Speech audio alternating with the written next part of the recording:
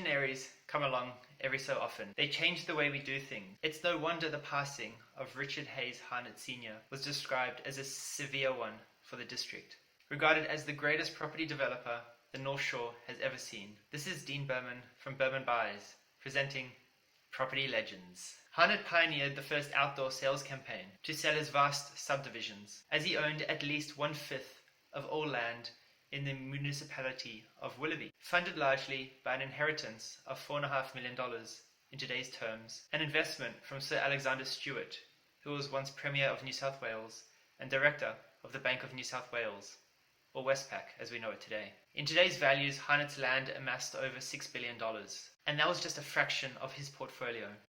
Harnett purchased Longaville in 1871, and I'm talking the entire suburb, and he largely developed Chatswood and Mosman. He would create demand for the area with well-structured, written advertising, make it easy to view the area with a horse bus service from the ferry all through the North Shore to Pymble. He would target a certain class of buyer with his luxury display home when only 20 houses existed in the area. He did this at a time when virtually no one lived in the North Shore. There was no connectivity or transport. It would take hours to get from Chatswood to Port Jackson just to catch a ferry to the city. He knew if he could make the area more connected, more people would buy.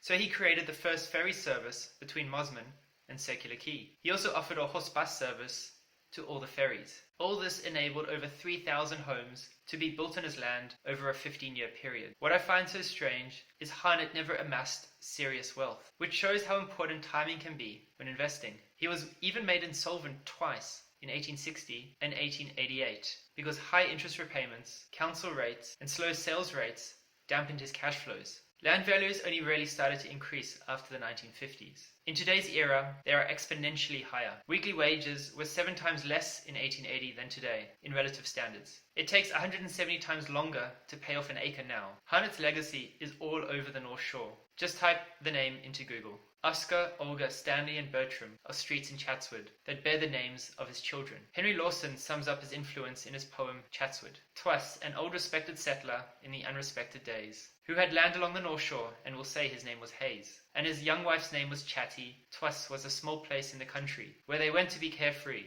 and a little wood was on it, and his young wife used to dream there, so he called it Chatty's Wood.